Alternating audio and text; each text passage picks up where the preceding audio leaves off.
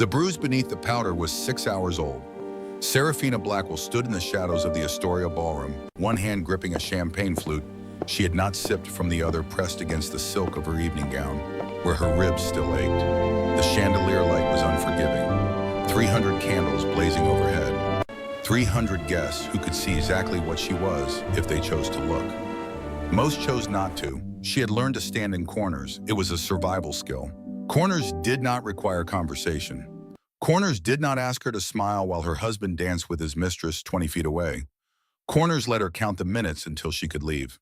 But tonight the corner betrayed her, because across the ballroom, through the swirl of black evening coats and silk gowns, a man was watching her, not glancing, not noticing in passing, watching with the fixed intensity of someone who had been waiting for this exact moment.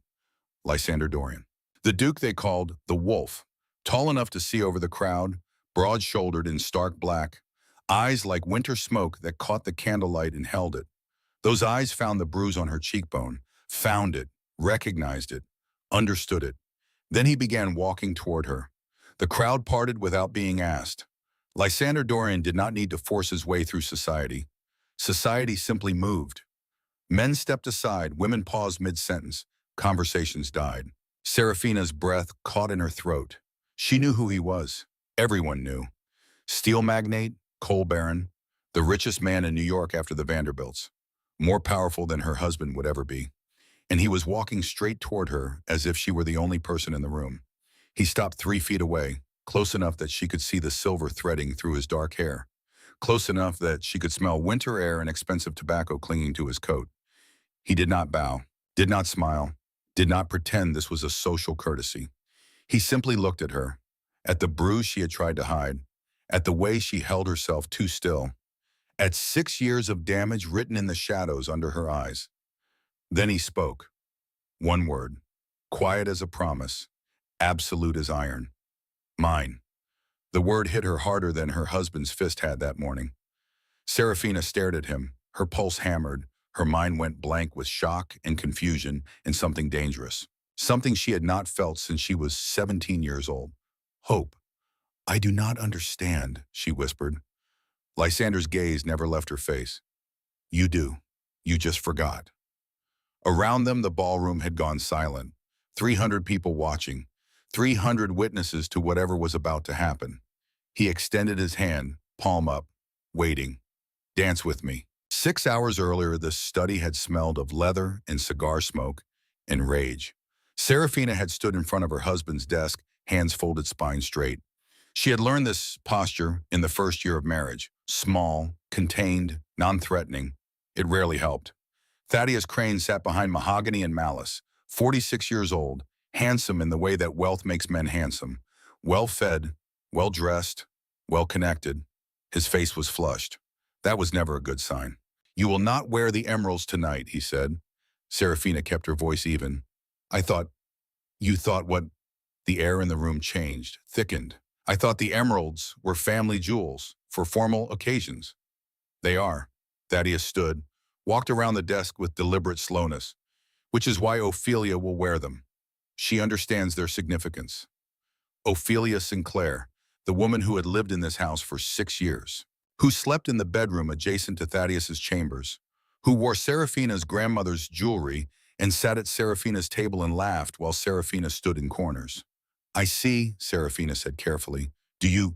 Thaddeus stepped closer. Because I am beginning to think you do not see anything, do not understand anything, do not appreciate anything I have given you. I am grateful. Grateful. He laughed. The sound was cold. You cost me $50,000, Serafina. Your father's debts, your family's salvation. And what have I received in return? A wife who cannot give me children, cannot host a proper dinner, cannot even remember her place. His hand shot out, gripped her chin, forced her to meet his eyes. The emeralds stay with Ophelia. You will wear whatever she chooses for you, and you will smile while she wears my jewelry at my side. Do you understand? Yes. Yes, what? Yes, Thaddeus. His grip tightened, fingers digging into the soft flesh beneath her jaw. Then he released her with a shove that sent her stumbling backward. She caught herself on the edge of the desk. We leave in 1 hour, he said. Fix your face, you look pathetic.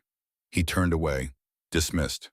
Serafina walked toward the door. Her legs were steady, her hands did not shake. She had learned that skill too, how to not react, how to save the breaking for later. But at the threshold she paused. Something in her, some small, stubborn thing that had not yet died made her speak. The emeralds belonged to my grandmother. Thaddeus went very still. What did you say? The emeralds. They were my dowry, the only thing my family had left. You promised they would stay mine. The silence that followed was worse than shouting. Then Thaddeus crossed the room in 3 strides. His palm cracked across her face, open-handed, hard enough to snap her head sideways, hard enough to split the delicate skin over her cheekbone. Serafina tasted copper, felt warmth running down her face. You have no possessions, Thaddeus said quietly. No rights, no voice. You are mine. Everything you touch is mine. And if you ever question me again, I will remind you exactly what happens to women who forget their place. The door slammed behind him. Serafina stood alone in the study, one hand pressed to her bleeding cheek, the other gripping the doorframe to keep from falling. 6 years. 6 years of this. 6 years of learning to make herself smaller, quieter, more invisible, hoping that if she just tried hard enough, he might see her as something other than a bad investment. But tonight, standing in the silence of his study with blood on her face, something shifted. She was tired of being invisible. She was tired of corners. She was tired of surviving. Upstairs, Adelaide was waiting. The old housekeeper took one look at Serafina's face and said nothing, simply guided her to the vanity, cleaned the wound with gentle hands, applied powder thick enough to hide the damage. It will bruise tonight, Adelaide said quietly. I know. He did this because of the emeralds. He did this because he can. Adelaide's hands paused, then she reached into her apron and pulled out a small card. Thick paper, no writing, just an address on the back. If you need help, she said. Go here. Serafina looked at the card. What is this safety? Adelaide pressed it into her palm. Remember it, then burn it. Who sent you? The old woman smiled, sad, knowing. Someone who has been watching, someone who is waiting for the right moment. Waiting for what? For you to be ready. 1 hour later, Serafina descended the grand staircase in a gown the color of ice, pale blue that washed out her skin, made the bruise stand out even through powder. Ophelia had chosen it. Of course she had. Ophelia stood at the bottom of the stairs wearing burgundy velvet and emeralds. Thaddeus's emeralds. Serafina's emeralds. The ones that had belonged to her grandmother before her father gambled everything away. You look lovely, Ophelia said. Her smile was sharp, so delicate. Thaddeus did not look at Serafina at all. They rode to the ball in separate carriages. Thaddeus and Ophelia in the first, Serafina alone in the second. The rhythm of wealth and humiliation she had learned over 6 years. The Astoria ballroom glittered like a jewel box. Chandeliers, marble. 300 members of New York society dressed in their finest. Serafina found her corner automatically. The spot beside the potted ferns where she could stand without being noticed. Where she could count the hours until escape. She had counted exactly 47 minutes when Lysander Dorian walked across the room and spoke the word that would change everything. Mine. Now he stood before her, hand extended, waiting for an answer. I cannot, Serafina whispered. You can. My husband is dancing with his mistress. Lysander's voice was calm, factual, while you stand alone. Again. The truth cut deeper than Thaddeus's hand ever had. Around them, the whispers had started. Every eye in the ballroom was on them now. The Duke who never danced, the forgotten wife, the scandal blooming in real time. If I dance with you, Serafina said carefully, there will be talk. There is already talk. They will say I am having an affair. They already say you are cold, barren, that you drove your husband into another woman's arms. He paused. None of it is true. How would you know? Because I have been watching you for 6 years. The words hung in the air. Impossible. Terrifying. True. That is not possible. It is the only thing I have done that made sense. His hand remained steady, extended, waiting. Dance with me, Serafina. One waltz. Let me show you what it feels like to be seen. She looked at his hand, strong, scarred across the knuckles. The hand of a man who had built an empire from steel and coal and will. Then she looked at Thaddeus across the room. dancing with Ophelia, not even glancing in his wife's direction. 6 years of corners, 6 years of invisibility, 6 years of wondering if she might simply disappear altogether and no one would notice. Serafina made a choice. She placed her hand in Lysander's. His fingers closed around hers. Warm, solid, real. "Hold on," he said quietly. Then he led her onto the floor. The ballroom erupted, not with sound, with the kind of silence that screams. Every conversation stopped. Every fan froze. Every head turned to watch as Lysander Dorian, the man who never danced, who attended balls, only to conduct business, who had turned down every debutante and widow in New York, led Serafina Blackwell into a waltz. The orchestra faltered for half a measure, then recovered. Lysander's hands settled at her waist. Even through silk and corset, she could feel the heat of it. The certainty. "You are trembling," he said. "The most powerful man in New York is dancing with the most pitied woman in the room." Her voice was steadier than her hands. "Everyone is watching. Let them watch." They turned. The ballroom spun, candles and faces and judgment blurring into light and shadow. Serafina had not danced in 6 years. She had practiced alone sometimes, in the east wing of the mansion, counting steps under her breath while Adelaide hummed melodies. But this was different. This was real. "You said you have been watching," she whispered. "What does that mean?" Lysander's eyes never left her face. "It means I saw you the first time 6 years ago, at your debut. You were 17, wearing white, standing by the wall because your mother told you not to be too forward." Her breath caught. "You remember that?" "I remember everything about you." His voice was quiet, absolute. "I remember how you held your champagne glass with both hands, how you smiled when a servant stumbled with a tray, how that smile transformed your entire face." They turned again, closer now, his hand tightening slightly at her waist. "I was going to court you," he said, "after the season ended. I was going to call on your father. Do everything properly." His jaw tightened. 3 weeks later, you were engaged to Thaddeus Crane. The world tilted. "You wanted to marry you, yes." He looked at her, really looked. "The glass in my hand shattered when I heard the news. I spent 6 years wishing I had moved faster and watching you fade." Across the ballroom, Thaddeus had stopped dancing. His face was dark, dangerous.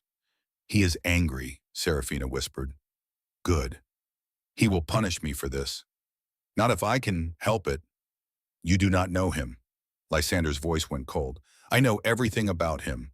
The railroad fraud, the embezzlement, the gambling debts, the 6 mistresses before Ophelia." He pulled her infinitesimally closer. "And I know he has hurt you, many times." The music swelled. The waltz was ending. "How do you know these things?" Serafina's voice was barely audible. "Because I hired the best investigators in America 4 years ago and told them to find everything." His eyes held hers. "Because I decided 6 years was long enough to watch, long enough to wait, long enough to prepare." "Prepare for what?" The final note rang out. Applause rippled through the ballroom. Polite, stunned. Lysander lifted her hand to his lips. The gesture was formal, devastating. "For war," he said. Then he released her and walked away. 5 years earlier, Serafina had been 17 and terrified. The wedding was in March. Trinity Church in Boston.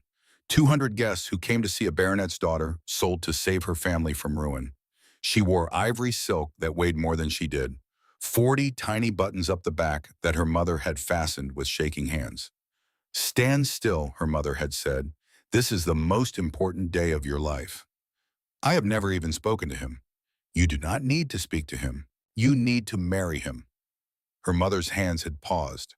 Your father owes money to men who break legs, Serafina. Your sisters need to eat. You are the only one beautiful enough to save us. What if I do not want to? The slap had been quick, efficient. This is not about what you want. This is about survival. Her mother had resumed buttoning. Now smile, be grateful, and remember you are saving this family. 2 hours later, Serafina had walked down the aisle toward a man she had met twice, both times for less than 10 minutes. Thaddeus Crane had stood at the altar like a man reviewing a business transaction. His eyes had been the color of slate, empty. When she reached him, he had not smiled. The ceremony lasted 19 minutes. Afterward, there was breakfast at the Crane Mansion. Serafina had sat beside her new husband and watched him speak to everyone except her. That night, he had come to her room. The encounter was brief, clinical. When it was over, he had dressed and left without a word. Serafina had lain awake in the darkness. One hand pressed to her mouth, trying not to cry. This is my life now, she had thought. She had been wrong. It got worse. 4 months after the wedding, Ophelia Sinclair arrived on a Tuesday afternoon. Serafina had been in the morning room attempting to read when she heard the commotion. Trunks being carried upstairs, the butler giving orders. Thaddeus's voice warm in a way she had never heard it. She had walked to the doorway. A woman stood in the entrance hall, tall, dark-haired, beautiful in a way that stopped conversations and broke hearts. She wore traveling clothes the color of wine, moved through the house with the confidence of someone who belonged. Thaddeus descended the main staircase, smiling, actually smiling. Ophelia! The woman had lifted her face for a kiss, not on the cheek, on the mouth, long, intimate, shameless. Serafina had stood frozen. When they finally pulled apart, Thaddeus had glanced toward the morning room. The warmth had drained from his expression like water from broken glass. Serafina, this is Miss Ophelia Sinclair. She will be staying in the Rose Suite. The Rose Suite, next to his chambers, far from the east wing where Serafina slept alone. I see, Serafina had said. Her voice had sounded distant, like it belonged to someone else. Ophelia had studied her with something between pity and contempt. How lovely to meet you, Mrs. Crane. That evening, Adelaide had found Serafina staring into the fire. I brought tea. I do not want tea. I know. Adelaide had sat beside her, not across from her. Beside her, close enough to take her hand. You do not have to stay, the old woman had said quietly. Where would I go? My family sold me. I have no money, no skills. Serafina's laugh had been hollow. I am trapped. Not forever. How do you know? Because nothing lasts forever. Not pain, not prisons, not powerful men. Adelaide had squeezed her hand. There are people who see you, who care. You just have not met them all yet. At the time, Serafina had not believed her. But now, standing in a ballroom 6 years later, watching Lysander Dorian walk away after saying the word mine, she wondered if Adelaide had been right all along. Year 1 was the year Serafina learned to be invisible. The first time Thaddeus struck her was in November, 6 months into the marriage, a dinner party, 20 guests, Ophelia presiding at the head of the table like the lady of the house, Serafina seated at the far end like an afterthought. Ophelia had told a joke. Everyone had laughed, except Serafina. After the guests left, Thaddeus had come to the east wing. You embarrassed me. I do not understand. The slap had come without warning, hard enough to make her ears ring. You sat there like a corpse, made my guests uncomfortable. His hand had gripped her arm. You will do better. Then he had left. Serafina had stood alone, one hand pressed to her burning cheek, tasting blood where her teeth had cut the inside of her mouth. She had not cried. She had walked to the mirror, looked at her reflection, made a decision. She would survive this, however long it took, whatever it costs. But that same month across the city, Lysander Dorian had made a different decision. He had hired the Pinkerton Detective Agency, find everything he had told them, every debt, every crime, every secret Thaddeus Crane has buried. It took 6 months to compile the first report. Railroad fraud, stock manipulation, embezzlement, 400 pages of evidence. But it was not enough, not yet. Lysander also placed Adelaide Marsh in the Crane household. Adelaide had worked for his mother for 20 years. When his mother died, Lysander had supported her. And when he realized Serafina was in danger, he had asked Adelaide to do something extraordinary. Watch over her. Keep her alive. And when the time comes, help her escape. Adelaide had taken the position as Serafina's personal maid in December 1883. She had been watching ever since. Year 2 was the year Serafina learned to disappear. She kept to the east wing, 10 rooms that became her prison. She ate alone, read alone, existed in a kind of gray half-life where days blurred into weeks, blurred into months. Thaddeus ignored her completely. He and Ophelia traveled to Newport, attended the opera, hosted dinners. Serafina was never invited. That year she was struck 3 more times. Once for speaking to a business associate, once for wearing the wrong dress, once for no reason she could discern, And across the city, Lysander's investigators kept digging. They found the 6 mistresses before Ophelia, the illegitimate children, the offshore accounts. And in the margins of one old police report, they found something else. A notation about Thaddeus's first marriage, a wife named Catherine who had died after 8 months, an inquest that ruled accidental death. Lysander stared at that notation for a long time, then ordered a deeper investigation. Year 3 was the year hope died. Serafina stopped trying, stopped hoping, stopped believing anything would ever change. She attended functions when commanded, wore the dresses Ophelia chose, stood in corners and smiled politely and pretended not to hear the whispers. Poor thing. He parades his mistress and she says nothing. I heard she is barren. Serafina heard everything, said nothing. That year, Lysander's investigators uncovered the truth about Catherine. Medical records showing previous injuries. A physician who had noted bruises and broken bones before her death.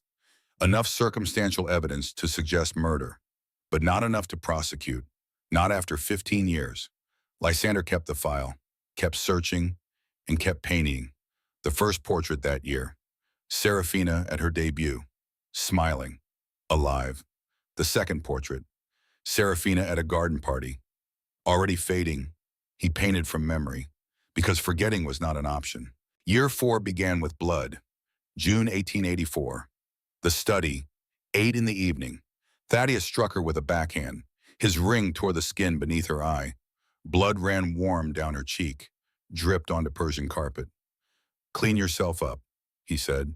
You look pathetic. Upstairs, Adelaide was waiting. The old woman cleaned the wound, then produced a small leather journal. Take this. What is it? A record. Write down what he does, every time, date, time, location. Adelaide's eyes were fierce. Someday you will need proof. That night, Serafina made her first entry, June 3rd, 1884. Study, 8 p.m. Struck for speaking to business associate without permission. Cut beneath left eye. Witness Adelaide. The words looked small, insignificant, but she kept writing. Because Adelaide was right, someday someone would ask. Year 5 was the year she began planning. Not escape, she had tried that once. Made it to the train station before Thaddeus's men found her. The beating had lasted 3 days. This time would be different. She needed evidence. She had the journal now. 47 entries. She needed money. Impossible. Thaddeus controlled everything. She needed help. And in May, a letter arrived through Adelaide. Heavy paper.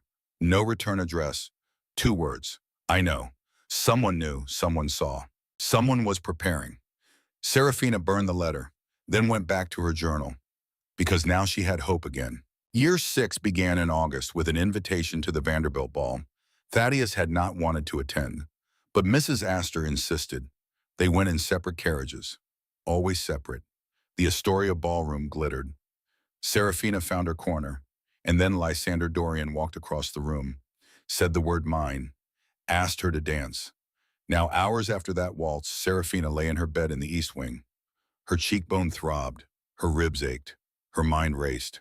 Tomorrow there would be consequences. Thaddeus would be angry.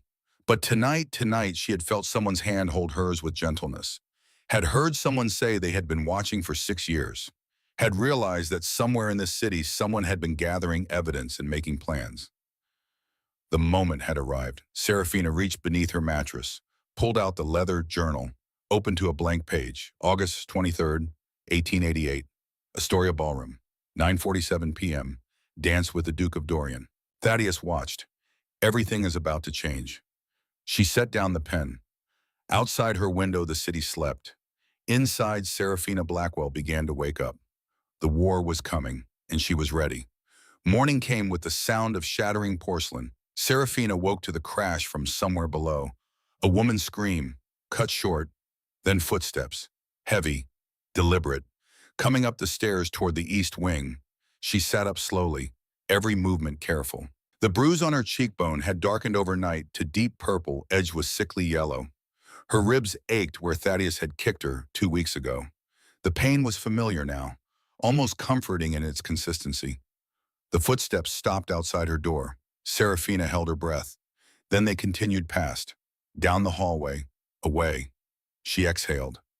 Adelaide entered without knocking. Her face was pale beneath the morning light.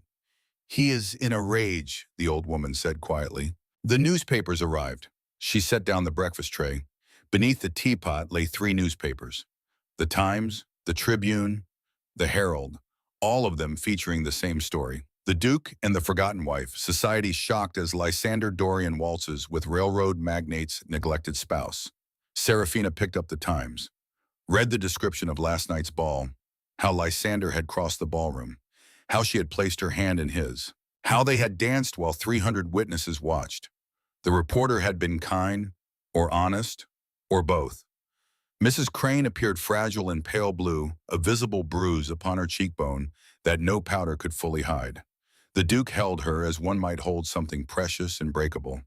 They did not speak. They did not need to. The language between them was written in 6 years of glances across ballrooms where she stood forgotten and he stood watching. "He wants to see you," Adelaide said. "In the study, immediately." Serafina set down the paper. "Of course he does." She dressed quickly. Gray, simple.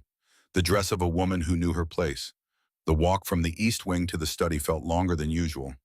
Each step echoing, each breath tasting like copper and dread.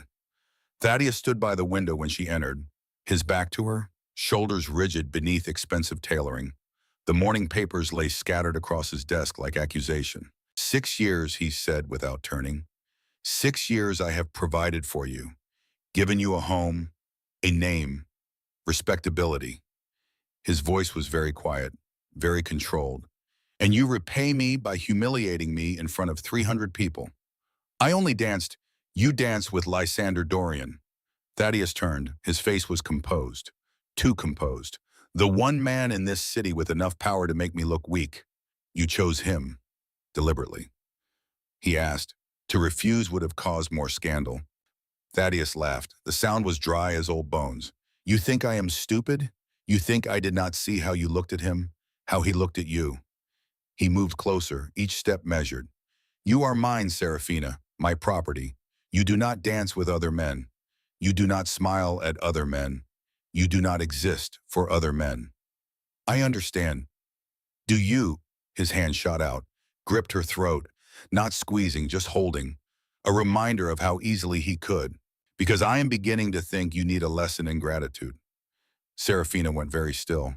She had learned this too. How to not fight. How to make her body compliant even when her mind was screaming. He released her. "Step back. We are attending the opera tonight. You, me, Ophelia." His eyes were cold, empty. "You will sit where I tell you. You will smile when I tell you. And if Lysander Dorian so much as glances in your direction, you will turn away. Are we clear?" "Yes." "Yes, what?" "Yes, Thaddeus."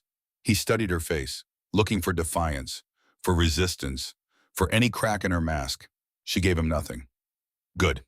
He turned back to the window. "Now get out of my sight." Serafina walked toward the door. Her throat ached where his fingers had pressed. Her pulse hammered. At the threshold, she paused. "One more thing." Thaddeus did not turn.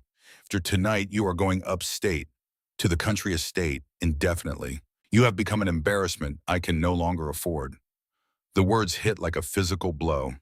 Upstate, the estate in the Adirondacks, 300 miles from New York, from society, from anyone who might notice if she disappeared completely. When her voice was steady, a miracle. "Tomorrow morning, I have already arranged the carriage." The door closed behind her before she could respond. Adelaide was waiting in the hallway. The old woman took one look at Serafina's face and understood.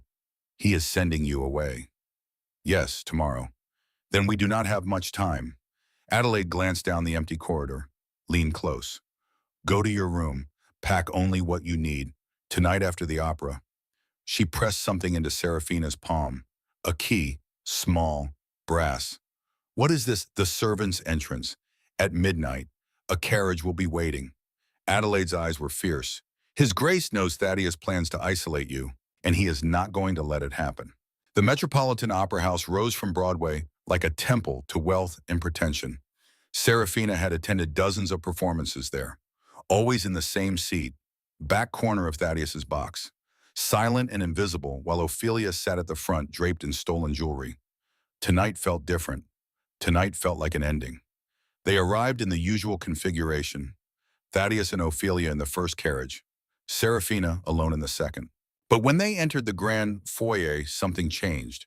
The crowd did not part for Thaddeus, they parted for Serafina. Whispers followed her. Not pity this time, something else. That is her, the one who danced with the Duke. Look at her face, the bruise. He did that. Her own husband.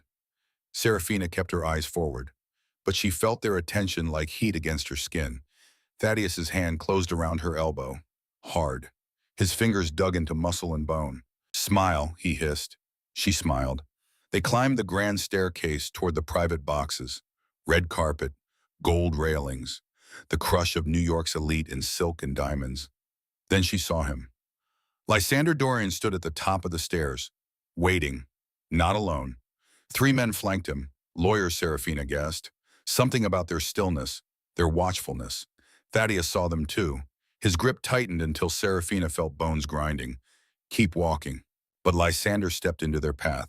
The crowd fell silent, every eye on them, every ear straining. Good evening, Crane, Lysander said. His voice was calm, conversational. But underneath ran something sharp and cold. Thaddeus's jaw worked. Dorian, I did not know you frequented the opera. I do not, usually. Lysander's eyes moved to Serafina, lingered on the bruise, on the finger marks around her throat that powder could not hide. Something dangerous flickered behind his expression. But tonight seemed important. Indeed, Thaddeus tried to step around him. Lysander did not move. 10 seconds passed. 20. The silence stretched. Mrs. Crane, Lysander said quietly, are you well? It was a simple question, polite, the kind anyone might ask at the opera, but everyone knew what he was really asking. Serafina's throat was dry. Thaddeus's fingers were crushing her arm. She could feel Ophelia's eyes boring into her back, could feel 300 people holding their breath. I am perfectly well, Your Grace, she said. Her voice was steady, practiced. Thank you for your concern. Lysander held her gaze. Are you certain? Quite certain. He studied her face for a long moment, then looked at Thaddeus, really looked. The kind of look that stripped away pretense and saw the truth underneath. How fortunate, Lysander said, each word precise, to be married to a man who takes such excellent care of his wife. The words were polite, the tone was acid. Thaddeus's face darkened. If you will excuse us. Of course, Lysander stepped aside. But as Serafina passed, he leaned close enough that only she could hear. 3 words, quiet as breath. Midnight, servant's entrance. She kept walking, because what choice did she have? Where else could she go except Adelaide had given her a key, except Lysander had been watching for 6 years, except something was changing. Something was breaking open, and Serafina did not know if she had the courage to face it. The opera was Verdi, La Traviata, the courtesan who loved a nobleman and died beautifully for it. Serafina had seen it 4 times, always ended the same way. She sat in the back corner of the box while music swelled and the soprano sang of love and sacrifice. Thaddeus and Ophelia sat at the front, their hands occasionally touching, their attention on the stage. No one looked at Serafina. She was good at being invisible. But halfway through the second act, she felt it. The weight of someone's attention. Heavy. Persistent. She glanced toward the opposite balcony. Lysander sat alone in his box, not watching the opera, watching her. Their eyes met across the vast space of the opera house, across the distance of wealth and power and 6 years of silence. He lifted one hand, gestured toward the exit behind him. A question, an offer, an escape. Serafina's heart hammered against her bruised ribs. She could not. She should not. It would be madness. It would be ruin. The soprano hit a high note that rang through the theater like crystal shattering. Serafina made a decision. She stood. Thaddeus glanced back. Where are you going? The ladies' room. I will only be a moment. He waved her away, already turning back to Ophelia, to the opera, to his life that did not include her. Serafina walked out of the box. Her legs felt strange, disconnected, as if they belonged to someone braver. The hallway was empty, red carpet, gold sconces, muffled music from behind closed doors. She walked toward the opposite balcony, toward Lysander's box, toward whatever waited. The door opened before she reached it. Lysander stood there, tall and solid and impossibly real. "You came," he said. "I should not have." "But you did." He stepped back, held the door open. "Please." This was the moment, the choice, the point where everything changed or stayed the same forever. Serafina stepped inside. The box was larger than Thaddeus's, richer, but empty except for the two of them. Lysander closed the door. The music became distant, muted. "Your face," he said quietly. "He did that because of me. He did it because he can." "Not anymore." Serafina looked at him, at the certainty in his eyes, the absolute conviction. "You cannot know that. I can." Lysander crossed to a table in the corner, picked up a leather folder, thick, heavy. "Because I have been preparing for 6 years, and I am done waiting." He opened the folder. Inside were documents, hundreds of pages, legal papers, financial records, photographs. "I know about the railroad fraud," Lysander said. "The stock manipulation, the bribes, every illegal transaction your husband has made in 15 years. He pulled out another section. "I know about his debts, the gambling, the 3 mortgages on your house that he has not told you about." Serafina's breath stopped. "How Pinkerton agents, the best investigators in America." He looked up. "I hired them 4 years ago, the moment I realized you were in danger. Told them to find everything. They did." He set down one stack and picked up another. "I also know about Ophelia and the 6 mistresses before her. I know about the illegitimate children. 3 of them. All paid off. All silenced." The room tilted. Serafina gripped the back of a chair. "Why are you telling me this?" Lysander stepped closer. "Because tomorrow he is sending you upstate, to isolate you, to punish you, to make sure you never dance with me again." His voice dropped. "And I am not going to let that happen." "You cannot stop him." "I already have." He pulled out one final document, placed it in her hands. A petition for divorce. Serafina stared at the words. They blurred, swam. "This is impossible. No judge would. Judge William Henderson will. I have already spoken to him. Confidentially, he is sympathetic. Even so, Thaddeus would fight. He would destroy me. He would try." Lysander's hand covered hers on the document. Warm, steady. "But I am richer than he is, more powerful. And I have spent 4 years building a case that will bury him." The music swelled. The soprano was dying on stage. Serafina looked down at their joined hands, at the petition that could change everything. "What do you want from me?" she whispered. "Only one thing." Lysander lifted her chin gently. "I want you to trust me for 6 more days. Let me handle your husband. Let me handle the lawyers. Let me do what I have been preparing to do since the moment I realized you were in danger." And after the divorce, his thumb brushed across her bruised cheekbone, feather light. "Then you will be free, and I will ask you a different question, one you can actually say no to." "He will kill me if I try to leave." "He will try, but I will not let him succeed. You do not know what he is capable of." "Yes," Lysander's voice went very cold. "I do. Better than you think." Something in his tone made her pause. "What do you mean?" Lysander released her, walked to the table, pulled out one more document. Older, yellowed with age. "Your husband was married before. Did you know?" "No." "Her name was Catherine. She was 19 when they married. She died 8 months later, fell down the stairs, broke her neck." He handed Serafina the paper. "The inquest ruled it an accident, but the physician who examined her body noted evidence of previous injuries, broken ribs, fractured wrist, bruises in various stages of healing." The air left Serafina's lungs in a rush. "He killed her." "I believe so. Yes." The room spun. Serafina sat down hard in the nearest chair. 6 years of beatings, 6 years of humiliation. And all along she had been married to a murderer. Does anyone else know? Not yet. The evidence is circumstantial. Not enough for a criminal trial, but enough to ruin him socially. Enough to make sure no judge in New York will side with him in a divorce proceeding. Lysander knelt before her chair, took her cold hands in his warm ones. "Serafina, I am asking you to leave with me. Tonight. right now. Walk out of this opera house and never go back. I have nowhere to go. You have my house. I have a suite prepared. Adelaide is already there. She has been working with me for 4 years, making sure you were safe, reporting when he hurt you, gathering evidence. The world tilted again. Adelaide works with you. She worked for my mother 20 years ago. When my mother died, Adelaide had nowhere to go.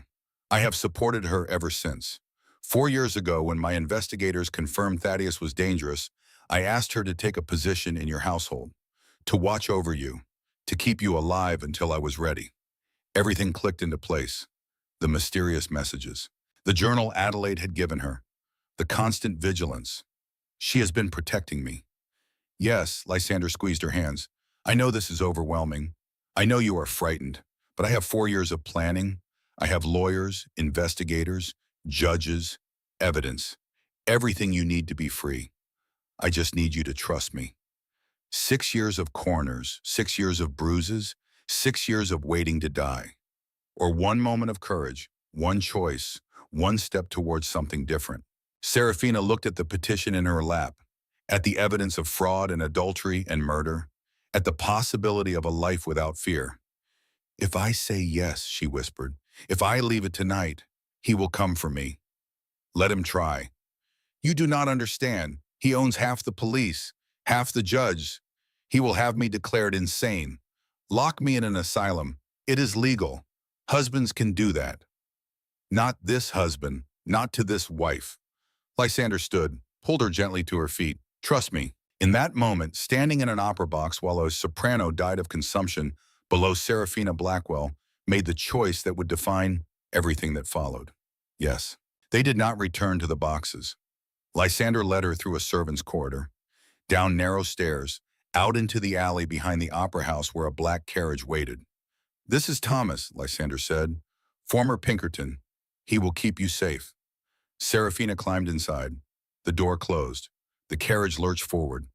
Through the window, she watched the opera house recede, watched her old life disappear into gaslight and shadow. She was running, leaving, choosing. The terror was overwhelming. The relief was worse. Lysander's mansion occupied an entire city block, larger than Thaddeus's house. More imposing, more everything. The butler who opened the door was ancient and kind. Welcome, Mrs. Crane. We have been expecting you. Inside, warmth, light, the smell of beeswax and safety, and standing by the fire wringing her hands with relief, Adelaide. The old woman crossed the marble floor, pulled Serafina into an embrace. Thank God, I was afraid you would not come. I did not know if I could. But you did? Adelaide pulled back, studied the bruise, the finger marks. You are safe now, I promise. Thaddeus will do nothing. Lysander's voice came from behind them. Because I am about to ruin him so thoroughly, he will not have time to think about you. He gestured toward the stairs. Come, there is something you need to see. They climbed to the 3rd floor, down a hallway lined with closed doors. Lysander stopped at the last one. I have been waiting 6 years to show you this, he said quietly. He opened the door. The room beyond was an artist's studio, north-facing windows, easels, the smell of oil paint and turpentine, and on the walls, 6 portraits. Serafina stepped inside slowly, her hand over her mouth. Each painting was of her. Different years, different moments, all impossibly detailed, impossibly intimate. The first showed her at 17, in white, at her debut, smiling at someone off canvas. The smile Lysander remembered. Real, unguarded. The second from a garden party. Year 2, wearing lavender, already fading. The third at the opera. Year 3, in the back corner, invisible. The fourth darker. Year 4, eyes hollow, face gaunt. The fifth in profile. Year 5, walking alone in Central Park. The sixth from this summer. By a window, light falling across the first bruise he had seen. The one that made him decide 6 years was enough. You painted these from memory, she whispered. Yes. Why when? Lysander remained in the doorway, giving her space. Because I needed to remember what I was fighting for. On the days when the investigators came back empty, on the nights when I thought I might be insane, he paused. I painted you because forgetting was not an option. Serafina turned to face him. This man who had spent 6 years watching, planning, painting. What am I to you, she asked. Everything. The word hung between them. Simple, true, devastating. I am broken, Serafina said. 6 years of him. I am not the girl in that first painting. I know. I may never be her again. I know that too. Lysander stepped into the room, slowly, carefully. I am not saving that girl. I am fighting for the woman you have become, the one who survived, the one who said yes even though she was terrified. He stopped in front of her, close enough to touch, far enough to let her choose. I have loved you for 6 years, he said quietly, but I am not asking you to love me back. Not now, not until you are free, not until you have healed. I am only asking you to let me fight for you. Serafina looked up at him, at eyes that had watched her for 6 years, at a face she had seen across ballrooms and opera houses. What happens now, she whispered. Now we go to war. The war room was on the second floor. That was what Lysander called it. A study filled with desks and filing cabinets and 3 very serious people who stood when Serafina entered. Mrs. Crane. The first man was gray-haired, military bearing. I am Charles Whitmore, your attorney. The second was younger, harder. Frank Patterson, Pinkerton agent. I have been investigating your husband for 4 years. The third was a woman. That shocked Serafina more than anything. Women did not practice law, but this one clearly did. Beatrice Montgomery, she said. Her handshake was firm. I specialize in difficult divorce cases. Serafina looked at Lysander. You hired an army. I hired the best. He gestured to the table. Sit. Let them explain. For 2 hours, Serafina listened. They laid out the case piece by piece. Adultery, photographs of Ophelia, medical records of her injuries. The journal Adelaide had convinced her to keep. New York law requires proof of adultery and cruelty, Beatrice explained. We have both, overwhelmingly. But my husband has money, Serafina said. Influence. He did have money, Frank said. He slid a ledger across the table. Until 3 days ago when His Grace bought every debt he owes, all $200,000. Serafina's head snapped toward Lysander. You did what? I bought his debts, from the gambling halls, the private loans, the mortgages. His expression was calm, which means if he does not pay me immediately, I can seize his assets. That is strategic, Beatrice finished. Charles pulled out another document. We file tomorrow. Judge Henderson has agreed to an expedited hearing. Given the severity, he may grant a restraining order. It was too much, too fast. He will fight, Serafina said. Her voice shook. He will say I am lying. Hysterical. He will have me declared insane and locked away. Silence. Beatrice and Charles exchanged glances. That is a risk, Beatrice admitted. A husband can commit his wife with just 2 physicians' signatures. So he will do that, Serafina said flatly, and all of this will be for nothing. Not if we move first, Lysander said. Everyone looked at him. Tomorrow morning before we file, we hold a press conference. At the Opera House. 200 witnesses. Serafina shows them her bruises, tells them about the adultery, the cruelty, the previous wife who died suspiciously. His eyes were cold. We make it so public that committing her looks like what it is, silencing a victim. That is dangerous, Charles said. Could backfire. Or it could save her life, Lysander replied. Once Thaddeus realizes she has left, he will move fast. We need to be faster. Serafina's hands shook. A press conference, standing before reporters and society, showing her shame, her failure, horrifying, brilliant. I will do it, she said. Everyone turned. I will stand before them and tell the truth, if that is what it takes. Her voice steadied. I have been silent for 6 years. I am done being silent. That night, Serafina slept in a bed that was not hers, in a house that felt like sanctuary. She did not sleep well. Her body kept waiting for footsteps, for doors opening, for pain. None came. At dawn, Adelaide brought tea, helped her dress, not in her old clothes, in something new, navy blue that made her look older, stronger. His Grace had this made 3 days ago, Adelaide said. He knew you would come. Downstairs, Lysander waited. Black suit, no compromise. Are you ready? He asked. No, Good. Fear keeps you sharp. He offered his arm. Shall we? The Metropolitan Opera House lobby was full. Not with opera-goers, with reporters. 20 of them. Notebooks ready, and behind them society. Mrs. Astor, the Vanderbilts, everyone who mattered, and at the back his face dark with rage. Thaddeus, he had brought Ophelia, and 2 men. Physician Serafina guessed, the ones he would use to have her declared insane. But he was too late. Lysander led her to the center of the room, positioned her where light from the high windows fell directly on her face, on the bruise. Charles Whitmore stepped forward. Ladies and gentlemen, thank you for coming. We are here to announce that Mrs. Serafina Crane is filing for divorce from Thaddeus Crane on grounds of adultery and physical cruelty. The room erupted. Questions shouted. Flashbulbs popping. Thaddeus started forward. Lysander moved to block him. The 2 men faced each other. Touch her, Lysander said quietly, and I will break your hand. Thaddeus stopped. Charles continued. Mrs. Crane has evidence, medical records, witness testimony, a journal documenting 6 years of abuse. He gestured to Serafina. She stepped forward, into the light, into 200 pairs of watching eyes. She lifted her hand, touched the bruise. My husband did this, she said, her voice clear, steady. Yesterday, because I danced with another man. It was not the first time. It will be the last. Silence. Then the questions. How long has this been happening? 6 years. Did you report it? To whom my husband owns half the police in this city. What about the adultery? Serafina looked at Ophelia. Miss Sinclair has lived in my home for 6 years, in the bedroom next to my husband's. That speaks for itself. More questions, more answers. And then at the end, she told them about Catherine. My husband was married before. His first wife died after 8 months. Fell down the stairs.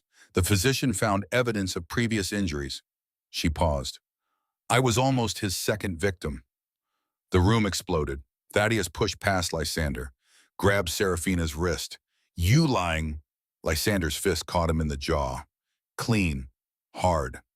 Thaddeus went down. Chaos erupted. Reporters surged. Photographers captured everything. And Serafina stood in the center of it all, her wrist aching, but something else aching more. Power, she had told the truth. Before everyone who mattered. And they had listened. The war had begun, and she had fired the first shot. The courtroom smelled of old wood and older secrets. Serafina sat in the front row, hands folded in her lap spine, perfectly straight.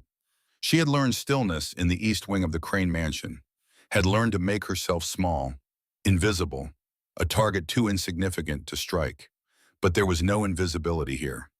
200 people packed the gallery of the New York Supreme Court, reporters in the first 3 rows, pencils scratching across paper, society matrons fanning themselves despite the autumn chill, and scattered throughout the curious, the ones who had read about the Opera House confrontation in every newspaper from Boston to Philadelphia, the ones who wanted to see if the railroad magnate's wife would break. Judge William Henderson sat elevated above them all, 60 years old, gray beard trimmed to military precision, eyes that had seen every lie wealth could buy. He gavelled the room to silence. This court will come to order. The matter before us is Crane versus Crane, petition for divorce on grounds of adultery and cruelty. He looked over his spectacles at both counsel tables. Are you ready to proceed? Charles Whitmore stood, composed. Ready, Your Honor. Across the aisle, Edmund Carstairs rose like a snake uncoiling, expensive, ruthless, famous for destroying witnesses who testified against powerful men. Ready, Your Honor. Serafina did not look at Thaddeus. She could feel him there, 4 tables away, his rage radiating like heat from a forge. But she would not give him the satisfaction of her fear. Not anymore. Opening statements, Henderson said. Mr. Carstairs. Carstairs approached the bench with practiced ease. His voice carried warmth, paternal authority.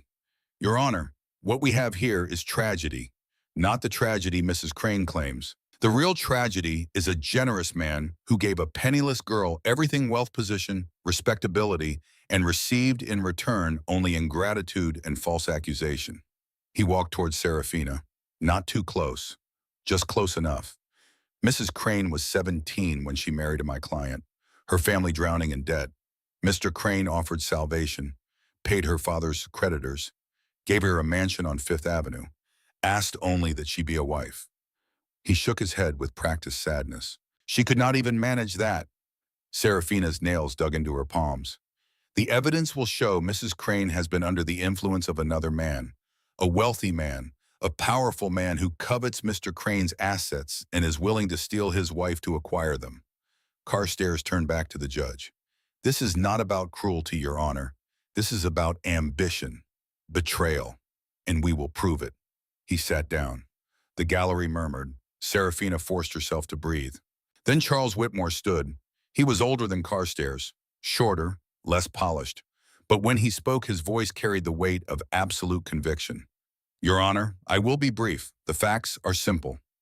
He held up a leather journal. This is Mrs. Crane's diary. 6 years of entries documenting 47 separate incidents of violence.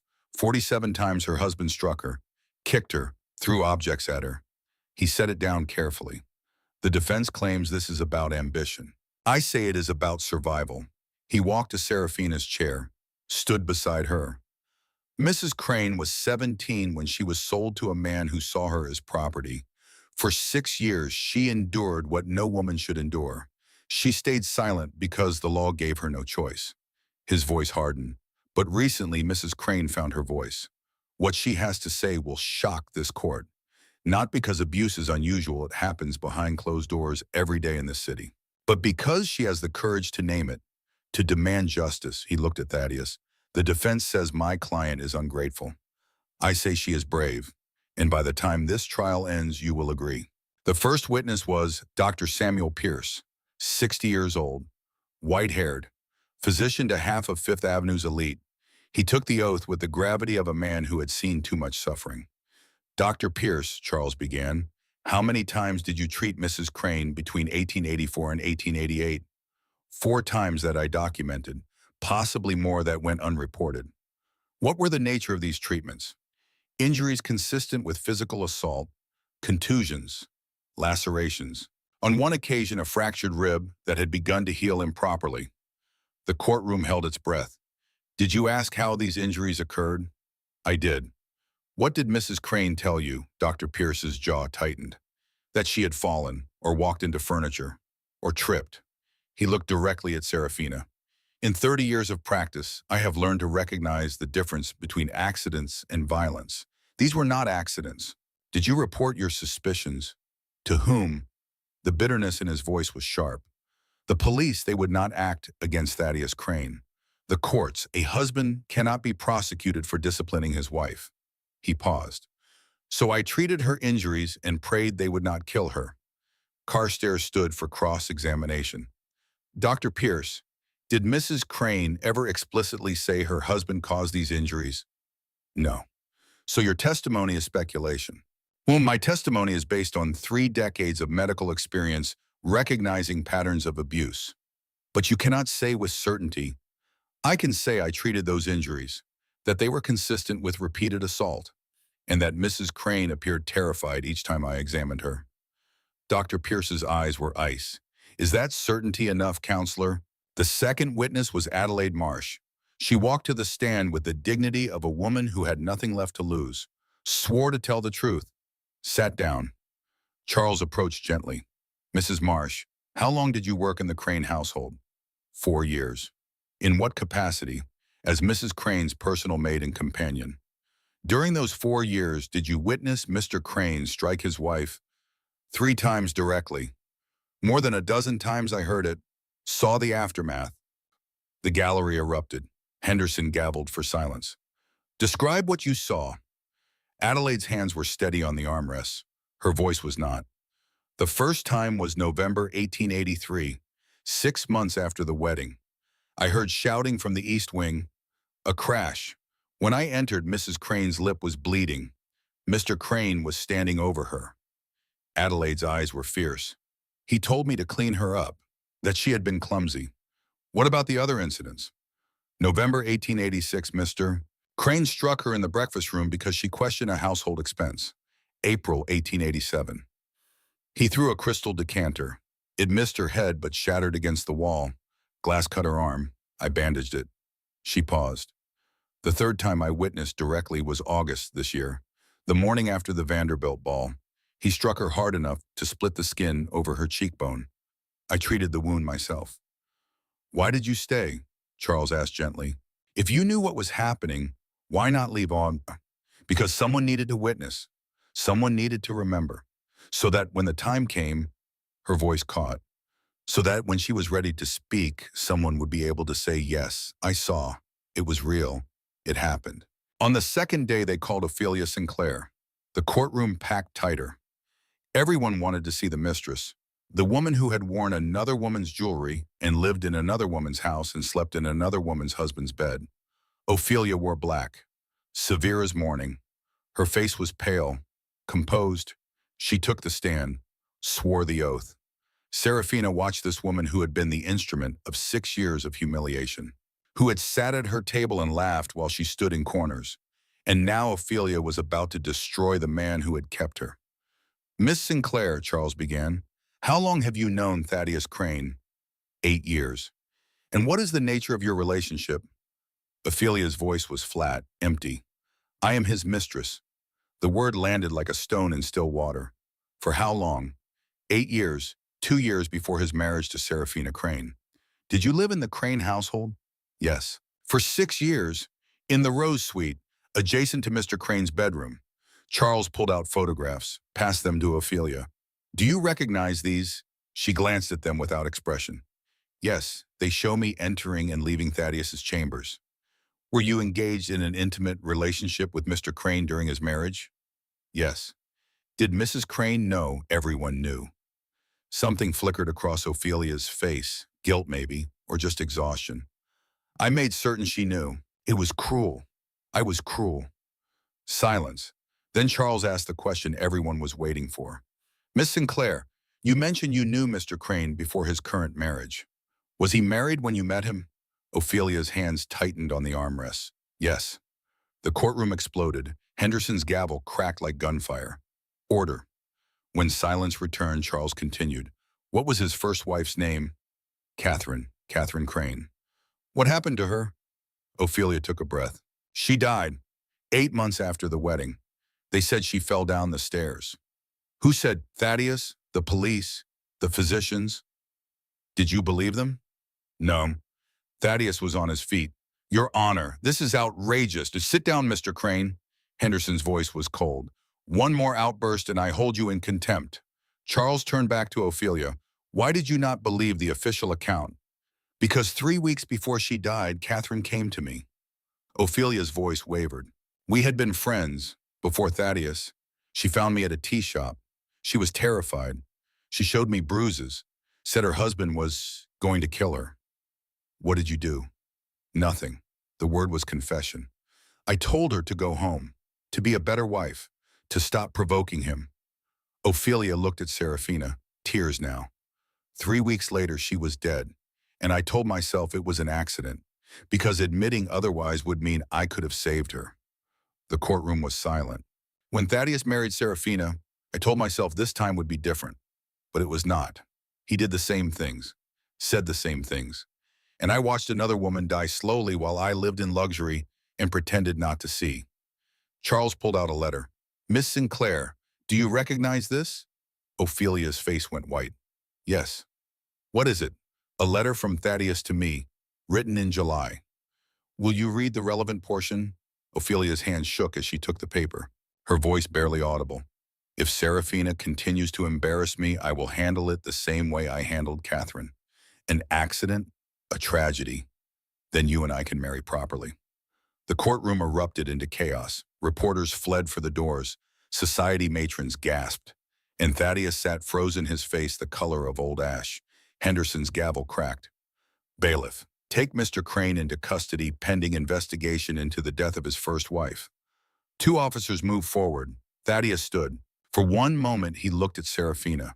Not with rage, with something colder. Calculation. He was already planning how to survive this. But as the bailiffs led him away in handcuffs, past 200 witnesses, past reporters who would print this across every front page in America, Serafina felt something shift in her chest. The man who had owned her for 6 years was being led away in chains, and she had put them there. On the third day, they called Serafina. She walked to the stand in gray silk, simple, dignified. The bruise had faded to yellow, but she wore no powder. She wanted it visible. She swore to tell the truth. Sat down. Charles approached with the leather journal. Mrs. Crane, do you recognize this? Yes, my diary. How long have you kept it? 4 years, since June 1884. Why did you start? Serafina had practiced this answer, rehearsed it, but sitting before 200 people rehearsal did not matter. Only truth. Because Adelaide told me to write down what he did. She said someday I would need proof. Someday someone would ask. Her voice was steady. When they did, I should have evidence. What did you write? Everything. Every time he struck me. Every time he humiliated me. Every time his mistress sat at my table while I stood in corners. Charles opened the journal. May I read some entries? She nodded. March 15th, 1884. He came to my room, left without speaking. I am not a wife. I am a duty. Silence. July 1884. She arrived today. The woman he loves. I will never be enough. Charles read entry after entry. 47 incidents. 6 years of violence in careful handwriting. Each entry dated, timed, witnessed when possible. By the end, several people in the gallery were crying. Then Carstairs stood for cross-examination. He approached like a predator. Mrs. Crane, you claim abuse, yet you stayed 6 years. Why? Because I had nowhere else to go. Your family sold me for $50,000. They made clear I was not welcome back. You could have sought help. I did, 4 times from physicians who told me husbands cannot be prosecuted for disciplining wives. So you took matters into your own hands, left for a wealthier man. Serafina's jaw tightened. I left because he was going to kill me, like he killed Catherine. Speculation. You have no proof. I have a letter where he says he will handle me the same way he handled his first wife. Her voice rose. I have medical records, witnesses, 6 years of documented violence. How much proof do you need? Proof these entries are genuine, not fabricated after the fact. The entries are dated, cross-referenced with medical appointments, social events, witnesses. She leaned forward. You want proof, Mr. Carstairs? Look at my face. Look at the scar tissue where he kicked my ribs. Look at the terror in every woman who has been told to go home and be a better wife. The courtroom held its breath. Carstairs tried again. On August 23rd, you danced with the Duke of Dorian. Does that sound like a frightened woman? Serafina met his eyes. It sounds like a woman who finally found someone willing to fight for her, or someone who gave her the courage to fight for herself. What is your relationship with the Duke? He saved my life. Is that all? That is everything. Carstairs smiled, not kindly. Do you love him? The question hung. Serafina thought about 6 portraits, about eyes that watched for 6 years, about a man who spent a fortune to give her freedom. I am learning to trust him, she said quietly, which is more than I ever had with my husband. The verdict came on the 4th day. Judge Henderson had reviewed all evidence. The photographs, the medical records, the journal, the letter implicating Thaddeus in murder. The courtroom was standing room only. Serafina sat between Lysander and Adelaide, her hands folded, steady. She had done everything possible, told the truth, named her abuser before God and witnesses. Now 12 men who had never met her would decide if she deserved freedom. Henderson entered. Everyone stood. Be seated. The rustle of fabric, creak of benches, then silence. This court has reviewed the evidence in Crane versus Crane, petition for divorce on grounds of adultery and cruelty. Henderson looked over his spectacles at Thaddeus, flanked by bailiffs. The evidence is overwhelming. Medical records, witness testimony, a journal spanning 4 years, photographs, and a letter suggesting premeditated murder. He paused. In 30 years on this bench, I have never seen documentation this thorough, this damning, this irrefutable. Serafina's heart hammered. The petition for divorce is granted. The courtroom erupted. Reporters fled. Society gasped. And Serafina sat very still. Granted. Free. Henderson was not finished. Furthermore, Mr. Crane is ordered to pay Mrs. Crane restitution of $100,000 within 30 days. He is responsible for all legal fees. The gavel came down. Additionally, I am referring this matter to the District Attorney for criminal investigation, and I am issuing a permanent restraining order. Mr. Crane is prohibited from contacting Mrs. Crane, from approaching within 500 feet. Any violation results in immediate arrest. Another strike. This court is adjourned. Serafina stood on shaking legs. She had won. After 6 years of hell, 4 months of investigation, 4 days of testimony, she had won. Lysander's hand found hers. Squeezed. You did it. We did it. No, Jesse. His eyes held hers. You did it. I just gave you the tools. You were brave enough to use them. Adelaide embraced her. Beatrice was crying. Charles fielded reporters. And across the courtroom, Thaddeus was led away in handcuffs. He did not look back. 6 months passed like healing. Winter surrendered to spring. The scandal faded into new scandals. The investigation into Catherine's death uncovered enough evidence to charge Thaddeus with murder. His trial was set for fall. His empire collapsed. Lysander had bought his debts. When Thaddeus could not pay, seized everything. The mansion, the railroads, all of it. Thaddeus Crane, once worth millions, was now penniless and facing the gallows. And Serafina was learning what freedom felt like. Strange at first, waking without fear, walking through rooms without checking for his presence, speaking without weighing every word. She lived in Lysander's mansion, in rooms that belonged only to her.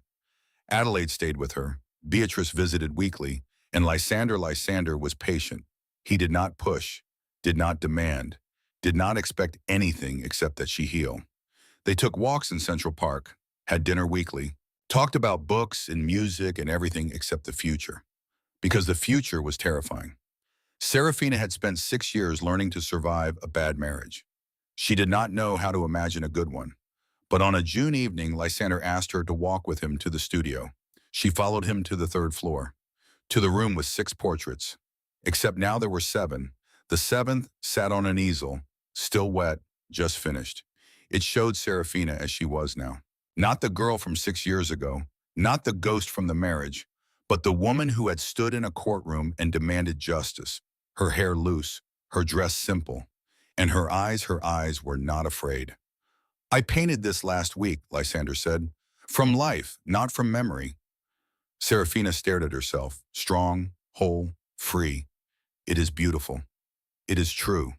He turned to face her. Serafina, I have loved you for 6 years. I have watched you suffer, watched you survive, watched you become the strongest person I know.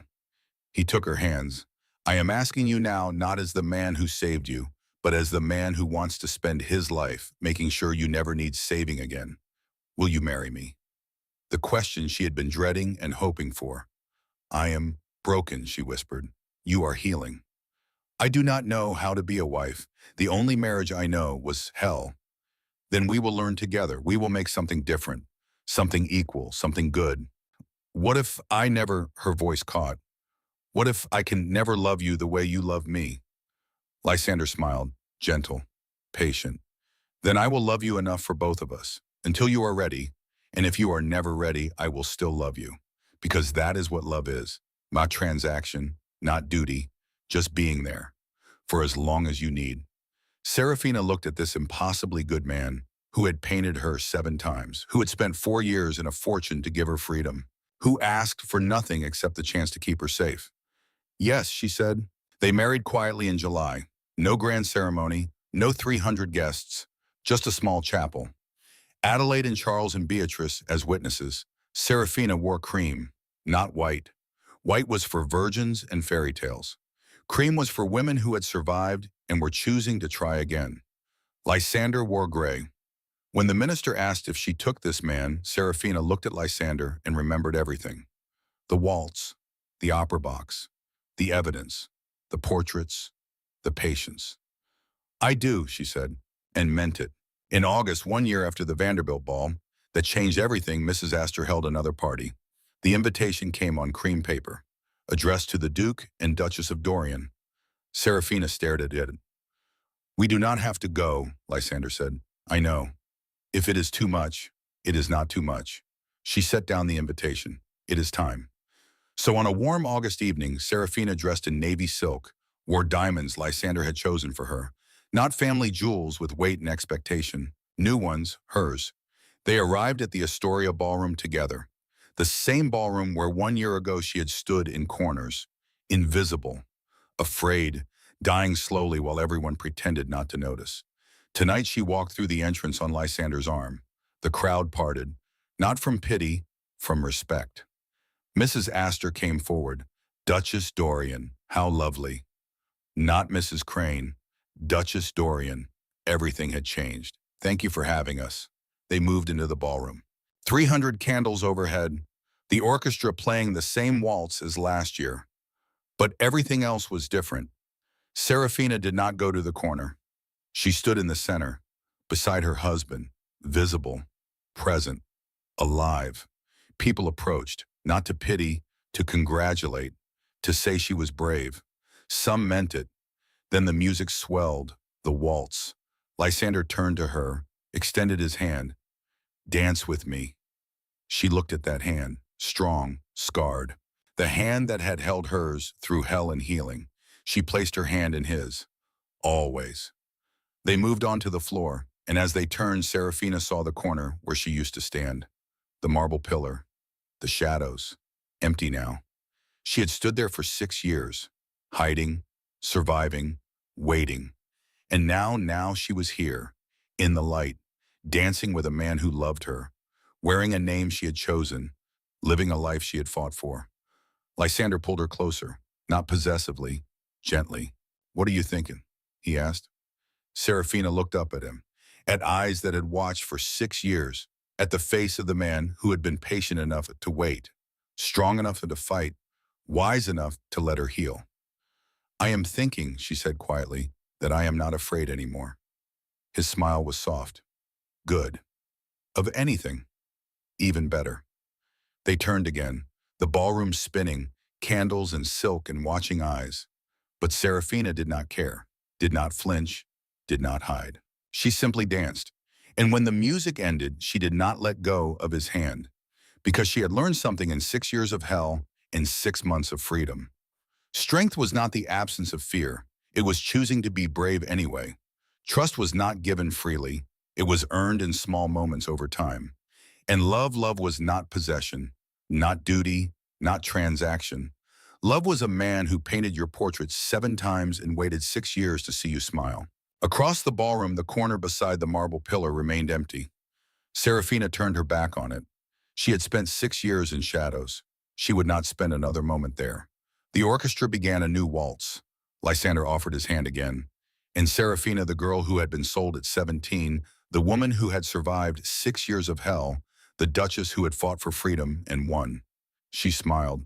Not the practiced smile of a woman playing a role, the real one. The one that lit up her whole face. The one Lysander had fallen in love with 6 years ago. The one that said she was finally truly free. They danced until the candles burned low and the guests began to leave, until Mrs. Astor herself bid them good night with genuine warmth. Then they walked out of the Astoria Ballroom together. Not running, not hiding, walking, into a life they had chosen, a marriage built on respect and patience and something that given time had become love. Outside, the night air was cool.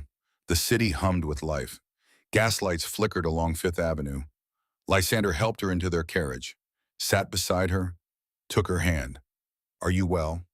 Serafina looked at him, at the man who had saved her life by giving her the tools to save herself, who had never asked for anything except the chance to help her heal. Yes, she said, and for the first time in 6 years it was completely true. The carriage rolled forward, away from the ballroom, away from the past, toward whatever came next. Serafina leaned her head against Lysander's shoulder, and somewhere in the darkness, in a cell awaiting trial for murder, Thaddeus Crane sat alone, his empire gone, his fortune seized, his reputation destroyed. He had owned a woman for 6 years, and in the end she had been the one to put him in chains.